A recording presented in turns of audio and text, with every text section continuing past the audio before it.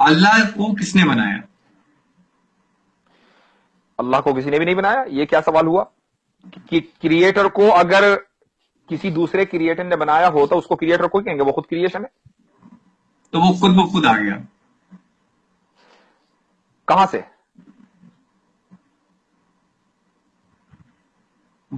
وہی میں کہہ رہا ہوں کہ وہ اس کا ایگزسٹنس کیا ہے. ہاں نہیں میں نے پوچھا آپ سے, آپ نے کہا وہ خود بخود آ گیا, کہاں سے؟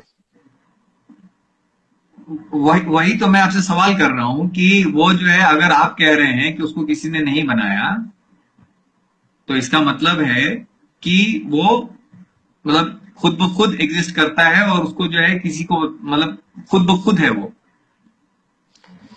ایک منٹ, یہ بتائیے کہ آپ نے کمپیوٹر بنایا ہے نا, تو کیا کمپیوٹر کے اندر بیٹھے ہیں آپ یا کمپیوٹر کے باہر بیٹھے ہیں؟ باہر بیٹھا ہوں. اللہ نے ٹائم بنایا ہے تو وہ ٹائم کے اندر کیسے بیٹھے گا؟ وہ ٹائم کے باہر ہے.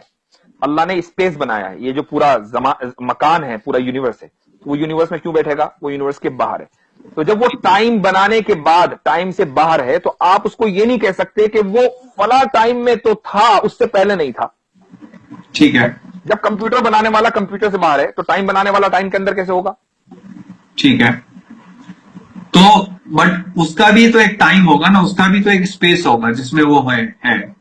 یہ کیا بات ہوئی؟ ابھی میں نے آپ سے کہا کہ جب کمپیوٹر بنانے والا کمپیوٹر میں نہیں ہے تو ٹائم بنانے والا ٹائم میں نہیں ہے, ٹائم سے پہلے ہے.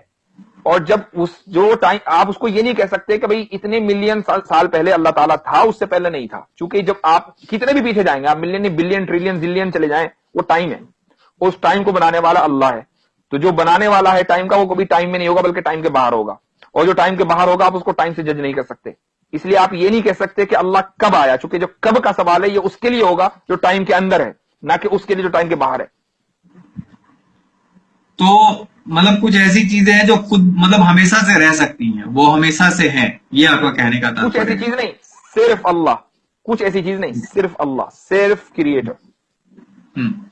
میں اگر اسی طریقے سے کہوں کہ یہ کائنات جو ہے وہ ہمیشہ سے ہے اور اس کو کسی نے نہیں بنایا, تو اس میں کتنے کا فرق پڑ رہا ہے؟ نہیں تو آپ اگر یہ نہ کہیں کہ اگر یا مگر, آپ یہ کہیے کہ ہے ہمیشہ سے. آپ کیوں تھیوری کو لے کر چلتے ہیں؟ آپ فیکٹس کے اوپر بات کیجئے نا. آپ یہ کہیے کہ بھئی یہ کائنات ہمیشہ سے ہے, اب ہم یہ کہیں گے اس کی دلیل دیجئے. جناب سائنس جو ہے وہ ایسے ہی چلتا ہے, تھیوری پہ ہی چلتا ہے. الگ الگ تھیوری دیے جاتے ہیں, جس کو آپ رانگ پروو کر دیتے ہیں اس کو ہٹا دیے جاتے ہیں, اور جو صحیح رہ جاتے ہیں وہ رہ جاتے ہیں. تو آپ یہ کہیے کہ بھئی ہماری تھیوری کے اعتبار سے کائنات ہمیشہ سے ہے. اب ہم یہ کہیں گے بھئی آپ دلیل دو, تو آپ دلیل دیجئے. نہیں, میرا جو ہے مین پوائنٹ آپ کو کہنے کا یہ تھا کہ جیسے خدا ہمیشہ سے ہو سکتا ہے ویسے ہی یہ کائنات ہمیشہ سے کیوں نہیں ہو سکتی ہے؟ چونکہ کائنات کریٹر نہیں ہے, کائنات کریشن ہے. آپ ورنہ تو یہ کہنا پڑے گا جس طریقے سے کمپیوٹر بنانے والا ہے, اسی طریقے سے جس دن پیدا ہوا تھا اس دن کمپیوٹر بھی پیدا ہو گیا تھا. اس نے بڑے ہو کر پڑھائی کی, اس کے بعد اس نے وہ انجینئر بنا, یہاں تک کہ اس کو ایبلٹی ہوئی کہ اس نے کمپیوٹر ایجاد کیا. تو ایسا ہی یہ ہے. تو اللہ کائنات ہمارے لیے کریٹر نہیں ہے, کریشن ہے.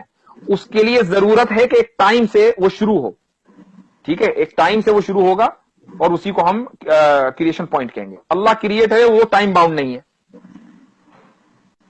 ٹھیک ہے, وہ ٹائم باؤنڈ نہیں ہے.